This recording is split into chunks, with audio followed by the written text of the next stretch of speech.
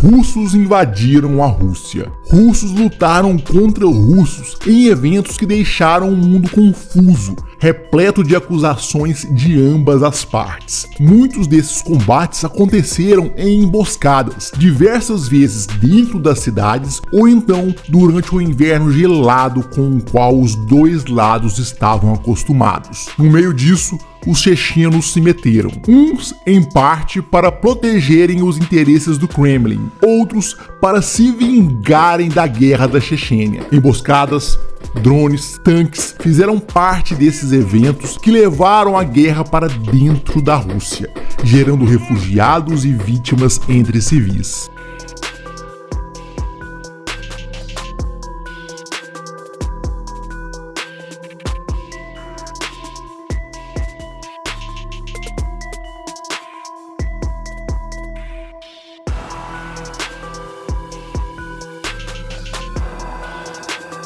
A guerra na Ucrânia teve muitos momentos estranhos desde que os conflitos tiveram a escalada em 2022, quando a Rússia fez sua invasão com uma força avassaladora, afirmando que desnazificaria a Ucrânia. Putin teve como principal alvo da dita desnazificação o batalhão Azov, que muitas reportagens dizem que nunca foi santo. No entanto, acabou trocando muitos deles como prisioneiros e os devolvendo para a Ucrânia, mesmo sendo sua principal bandeira na guerra. Talvez para contrabalançar, houve a desnazificação de Dmitry Utkin, codinome Wagner, um dos líderes do Wagner Group, morto no trágico acidente de avião em que o presidente russo afirma ter explodido por causa de uma granada durante uma brincadeira entre os líderes mercenários bêbados e drogados. Putin acabou se esquecendo de ver o histórico de alguns combatentes e pagando para que o grupo paramilitar russo fosse para o campo de batalha na Ucrânia, liderado por esse homem. Я не буду углубляться. Националист, там, патриот, имперское направление и так далее. Я прям говорю, A verdade é que os fatos estranhos começam muito antes, e esse homem aí participou deles lutando pelo Kremlin. Os conflitos entre Ucrânia e Rússia começaram em 2014, quando estranhos homenzinhos verdes apareceram na Crimeia e espantaram as tropas ucranianas sem muita resistência. Grupos paramilitares surgiram em Donetsk e Luhansk, proclamando as chamadas República do Povo de Donetsk e República do Povo de Luhansk. Quando perguntado se a Rússia estava armando esses grupos, Putin respondeu que os homenzinhos verdes não eram tropas russas, mas milícias pró-russas locais que compraram seus uniformes, armas de fogo e até veículos blindados em lojas militares. Foi uma dominação fácil pelos russos que fragmentou a Ucrânia e criou o estopim para a evolução do conflito em 2022. A guerra seguiu por meses. Já em 2023, havia milhares de mortos, cujos números variaram conforme quem relatava. Geralmente, com os mais aguerridos torcedores clamando 500 mil de mortos no exército oponente e nenhum naquele para o qual torcia. 500 mil para um lado e 0 para o outro. São números até bastante conservadores nos filmes do Rambo, mas não no Call of Duty, pois Call of Duty é coisa séria. Contrariar essas informações causava lágrimas açucaradas nos torcedores ao ouvir sobre qualquer baixa no time que adorava. Também causava trauma e estresse pós-traumático nos guerreiros de teclado ao saberem que guerra não é filme e pessoas morrem dos dois lados. A Rússia ganhou uma vantagem na guerra com a queda de Bakhmut e a falha na contraofensiva ucraniana. Seus mísseis e suas bombas não poupavam os soldados no fronte e nem mesmo nas cidades, onde muitas vezes civis foram mortos, com registros de até 11 mil deles falecendo devido à guerra. Um dos fatos mais estranhos viriam a acontecer em Belgorod. O Oblast de Belgorod era uma divisão federal da Federação Russa com uma capital com o mesmo nome. Fazia fronteira com a Ucrânia, tanto que dali seus cidadãos pararam nas estradas para comemorar efusivamente os mísseis disparados rumo a Kharkiv em 2022. Foi ali que, em 20 de abril de 2023, um Su-34 russo liberou uma bomba acidentalmente que gerou uma cratera de 20 metros em Belgorod.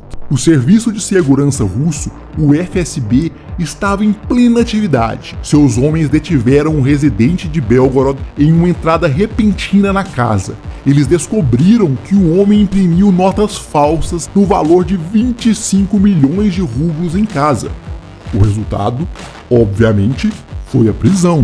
O FSB não brincou em serviço ao atuar contra grupos criminosos. No distrito de Valuís, na região de Belgorod, os oficiais neutralizaram o que chamaram de um grupo étnico do crime organizado, que estava oferecendo proteção a motoristas e taxistas. Claro que boa parte da proteção era contra eles mesmos. Os imigrantes do Daguestão estabeleceram um sistema de extorsão e ameaçaram queimar carros e mutilar os motoristas que se recusassem a pagar. Acabaram todos presos. O FSB trabalhou em operações para acabar com os sabotadores. Em uma vigilância noturna, encontrou 2 deles se deslocando na escuridão. Seus corpos brilharam nas câmeras dos drones que os acompanharam até o carro no meio do mato. Quando tomaram a estrada, os oficiais já esperavam. Foram presos sob a mira das AKs. Em outro momento, pararam uma van que estava para transportar mais sabotadores russos que apoiavam o governo de Kiev,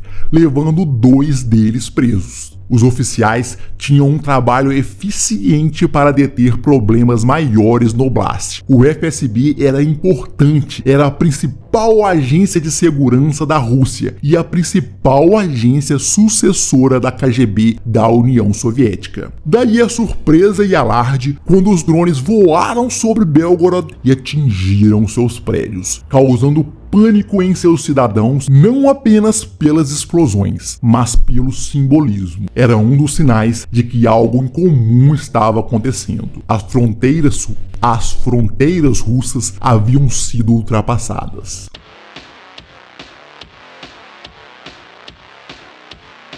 Antes dos eventos de Belgorod, é preciso uma pequena explicação e contexto sobre quem foram as pessoas que enviaram esses equipamentos para explodir no prédio do FSB. Os russos estavam em uma trincheira em Maiorsk, no Oblast de Donetsk. Eles vigiaram a posição, sabendo que um ataque estava prestes a ocorrer em um dos flancos. A artilharia inimiga jogou seu presente muito perto, deixando a fumaça cinzenta como marca de que a infantaria viria cedo ou tarde. Estranhamente, ela veio na forma de 2 russos. Sim, 2 russos que se deitaram apontando as armas para os russos na trincheira. As coronhas se apoiaram nos ombros e os rifles começaram os disparos contra as defesas dos inimigos. Quando os defensores se abaixaram, um dos russos atacantes se adiantou e jogou uma granada. Ela estourou perto dos homens encolhidos dos buracos. A troca de disparos começou entre defensores e atacantes, russos atirando em russos. Um dos homens dentro do buraco foi brutalmente atingido, caindo dentro da vala. O outro pisou sobre o corpo do amigo, tentando fugir desesperadamente. Ele passou entre os buracos até encontrar uma posição que julgou ser boa para a escapada. O rifle do russo do outro lado já estava apontando para suas costas, disparando e finalizando mais uma das defesas do Kremlin na região. Em Toretsk, esse mesmo grupo de russos seguia o caminho com um objetivo: acabar com o depósito de munições das forças do Kremlin. Os drones indicaram as posições, colocando as equipes de morteiro em avanço apressado para prepararem as armas. O metal foi jogado dentro dos canos, os ouvidos protegidos e o projétil voou para encontrar o alvo.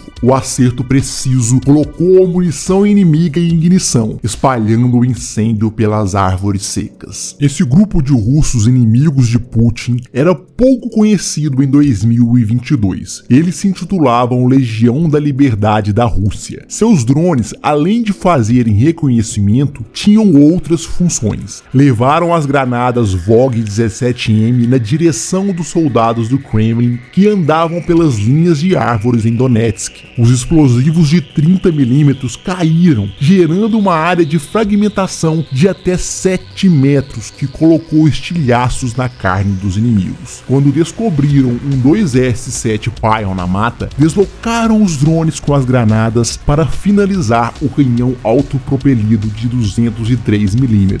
A VOG-17M deu fim a mais uma peça da artilharia russa. Uma movimentação suspeita foi vista em uma das casas na zona de guerra. As câmeras dos drones analisaram cada detalhe, percebendo as antenas e como os inimigos agiam em volta. Era um posto de observação cujas coordenadas foram passadas para a equipe do morteiro de 120mm. O equipamento foi rebocado para a posição de tiro na caminhonete da Legião. Lá, foi cuidadosamente preparado e mirado, lançando um projétil contra a casa. A explosão arrebentou o posto de observação, acabando com as antenas e os batedores inimigos. Em Mayorsk, os russos tentaram atravessar a linha de trem quando viram os drones da Legião. Tentaram os abater, temendo principalmente que tivessem granadas, mas o objetivo das pestes voadoras era passar as coordenadas para o morteiro rebocado. Os 120mm começaram a castigar as posições russas, derrubando até os homens mais protegidos nas construções. Os sobreviventes arrastaram um dos feridos para o bunker entre as árvores, mas o drone o seguiu.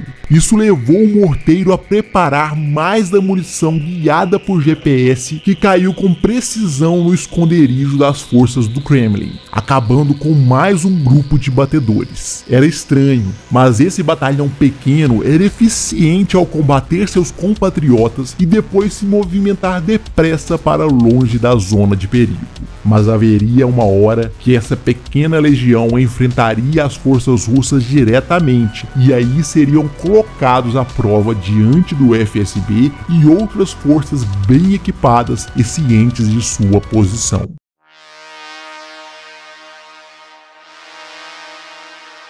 Foi em 22 de maio que os cidadãos russos começaram a ouvir os primeiros morteiros alvejando o Oblast de Belgorod e se perguntaram quem estava atirando. Invasores haviam cruzado a fronteira da Rússia com a Ucrânia, mais precisamente em Belgorod. Eram homens bem armados com drones e diversos equipamentos para um conflito direto, mas ainda pairava uma dúvida sobre sua identificação. Sabotadores ucranianos, forças especiais ucranianas, seu avanço foi constante, com apenas algumas paradas estratégicas até encontrarem os primeiros desafios. Os combates tiveram início no posto de fronteira no distrito de Graivoronsk. Pouco depois, os invasores já divulgaram vídeos dos drones que sobrevoaram as regiões invadidas, mostrando os russos que recuavam sendo marcados como alvos. Os morteiros voaram mais uma vez, preparados para que a fumaça se misturasse aos corpos dos homens feridos. Esses eventos foram se repetindo, com os ataques contra tropas de fronteira que nunca esperaram que realmente seu serviço fosse necessário. Eles tentaram movimentar os homens e mostrar que havia serviço a ser feito, mas era difícil uma coordenação no meio da surpresa e ainda sem saber onde o inimigo estava. Até então, as ameaças ucranianas ao território russo não pareciam nada graves. Aquilo, no entanto, fez os soldados do Kremlin recuarem com os disparos de morteiros caindo sobre a vila e abalando a paisagem bucólica, agora tocada violentamente pela guerra. As casas onde se esconderam tremeram com os ataques, despedaçando sobre suas cabeças. Fumaça e fogo foram substituindo a tranquilidade dos russos que assistiram suas vidas serem abaladas pela operação especial de Putin. Os russos negaram a princípio. Começaram as ações contra as forças invasoras. Primeiro, os helicópteros e aviões Su-25 chegaram ao terreno, disparando seus foguetes e bombas contra os invasores. Essas operações parecem ter surtido pouco efeito, pois os registros da presença dos homens foram se espalhando com os sons das AKs, colocando as câmeras curiosas dos russos para gravarem a operação especial cantando na porta de casa. Os invasores estavam se deslocando entre as casas e seus disparos colocando soldados russos para recuar sem uma defesa que parasse adequadamente a infiltração. Ao longo dos dias, os nomes de mais vilas e cidades começaram a aparecer nos noticiários e nas redes sociais. Graivoronsk, Krasnoyarsk, Shebekinsk, Yakovlevsk foram confirmadas pelo governador de Belgorod, Vyacheslav Gladkov. Kozinka, Goropodol, Glotovo, muito próximas das fronteiras, tinham sido também afetadas. A fumaça marcava fortemente as regiões de enfrentamento, deixando parecer que o grupo de invasores era maior do que se imaginava. Eles observaram cuidadosamente as movimentações russas, bombardeando soldados que, na verdade, eram recrutas jovens ou velhos demais, despreparados para a guerra levada até si. As explosões destruíram as casas sucessivamente, colocando os homens em pânico sem saber como reagir a uma situação real de guerra. Já os soldados invasores que atacaram o território russo marcaram sua presença e começaram a mostrar quem eram. Os russos, a serviço do Kremlin, colocaram seus drones para observar os invasores, vendo aonde se reuniram. Seus veículos se movimentaram livremente, julgando que não havia problemas. Momentos depois, um Su-34 foi colocado no ar. Aquele era um caça-bombardeiro desenhado primariamente para engajamento contra alvos terrestres e navais. Ele apontou para os invasores e disparou sua ira. As bombas caíram durante o voo rasante, afundando no solo e depois explodindo onde não havia ninguém. Foi um ataque tão ridiculamente errado que até os pilotos russos criticaram. Obviamente, esse erro não parou os defensores. Os drones Shahed foram colocados no ar para tomarem atitude onde o Su-34 errou. A longa guerra ensinou a todos a não subestimarem os drones Shahed produzidos pelo Irã. Eles caíram sobre os inimigos, arrebentando-se sobre homens e equipamentos. A artilharia também foi colocada em movimento, assim como os esquadrões Spetsnaz. Seus drones observaram os movimentos inimigos, começando a golpear as colunas enquanto passeavam pelas estradas. A brincadeira havia acabado. Os veículos foram contados no posto de fronteira dominado. As bombas fizeram seus movimentos no ar para cair contra alvos pouco depois, estourando nomes que até agora faziam propaganda de um trabalho fácil. O fogo movimentou a terra, rompeu o metal, abalou os invasores. A fumaça marcou a zona de destruição que os russos espalharam, onde havia sinal de equipamento dos inimigos. Os resultados do bombardeio começaram a ser mostrados pelos próprios homens atacados. Eles marcaram os veículos capturados no local e montaram neles para começar a preparar a retirada. Voltaram com o BTR-82 capturado, mas com alguns veículos a menos. O general Alexander Lapin surgiu com as forças especiais passando entre as casas e avançando nos territórios ameaçados. Os blindados e homens bem treinados começaram as movimentações durante o dia e seguiram com os blindados durante a noite para assegurar que não havia mais invasores. Enquanto isso, aqueles homens afirmaram estar voltando em segurança para território ucraniano com troféus de batalha, como um BTR-82 capturado.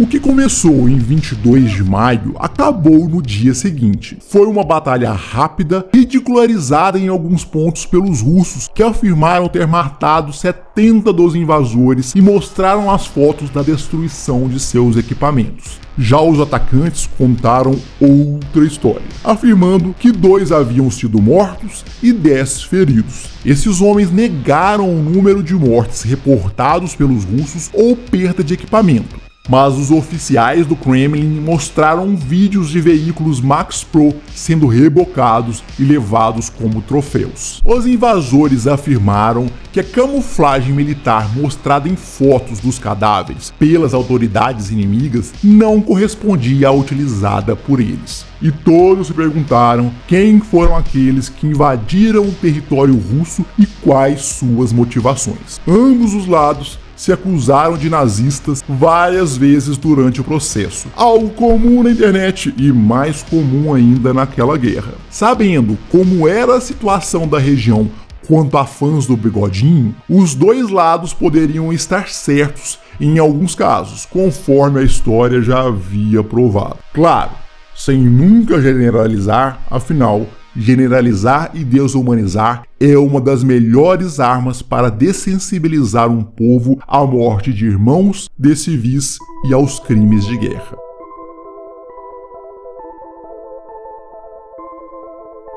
Os russos disseram que a invasão foi uma desastrosa e pífia tentativa de levar a guerra até seu território. Um modo de desviar a atenção da queda de Bakhmut que aconteceu no início daquele mês. Os ucranianos disseram que não tinham nada a ver com isso e deixaram a resposta para homens como Maximilian Andronikov, Denis Kasputin, Daniil Masnik, que deram muitas entrevistas. Maximilian Andronikov falou pela Legião da Liberdade da Rússia, ou FRL, uma unidade paramilitar de cidadãos russos que se opunha ao regime de Vladimir Putin e à sua invasão da Ucrânia. Criada em março de 2022, teria um histórico de lutar pela Ucrânia. O grupo era composto por desertores das Forças Armadas e outros voluntários russos, alguns dos quais emigraram para a Ucrânia. Segundo eles, o governo da Rússia deveria renunciar às suas ambições imperiais e focar na promoção do bem-estar dos russos étnicos. O hábito dos russos de chamar toda e qualquer pessoa que se opõe a seus pensamentos de nazista acaba acertando alguma hora. Denis Kasputin foi esse acerto. E não adianta passar pano. Com o nome de guerra White Rex, ele era um ativista neonazista russo-alemão, ex-hooligan e militante. Foi banido de quase toda a Europa justamente por seus ideais neonazistas. Em sua defesa, Kasputin disse à Al Jazeera que era compatriota, um tradicionalista, de direita e rejeitava o rótulo de nazista, dizendo que nunca seria encontrado agitando uma bandeira como a suástica ou levantando a mão em saudação a Hitler, e rejeitava todos os rótulos que não fosse de um patriota russo de direita. Fundou o Corpo de Voluntários Russos, ou RDK, em agosto de 2022.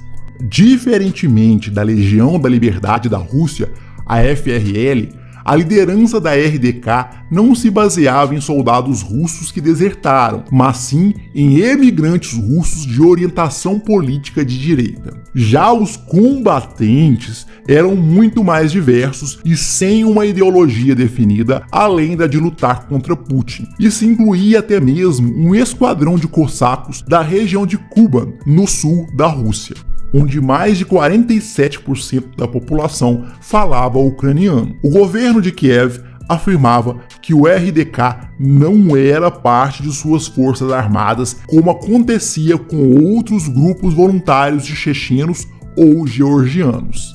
Nessa primeira incursão também participou o Corpo de Voluntários Poloneses, ou PDK, fundado em fevereiro de 2023. O PDK era uma unidade especial de reconhecimento e sabotagem que não estava vinculada às legiões estrangeiras ucranianas, mas sim, dizem, diretamente subordinada ao Ministério das Relações Exteriores da Ucrânia. O PDK também foi acusado de nazismo ao usar uma imagem com uma parte específica borrada que, segundo grupos russos, seria de uma suástica. Na eterna discussão da internet, houve quem falasse que o símbolo era uma provocação às acusações russas de nazismo, o que é uma ideia bastante idiota.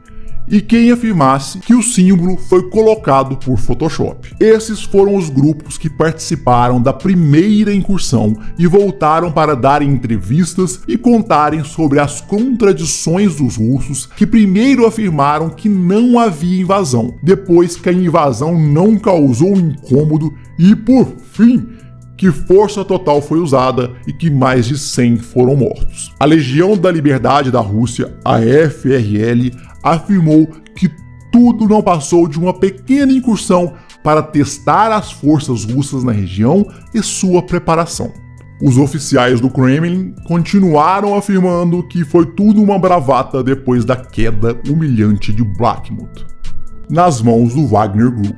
A bravata seria repetida posteriormente em menos de um mês e os combates tomariam uma nova intensidade, com os dois lados demonstrando cada vez mais disposição para derramar sangue. Uma das ações russas foi reforçar a fronteira com o batalhão Zapat Akhmat, ou US Akhmat. Essa era uma das 4 unidades voluntárias de Forças Especiais de Elite Akhmat estabelecidas por Ramzan Kadyrov no início da invasão da Ucrânia. A unidade estava sob comando da Guarda Nacional da Rússia. Essa história não acaba aqui. Essas incursões em 2023 tiveram ainda mais assuntos a serem comentados. O roteiro ficou tão longo que precisei dividir em 2.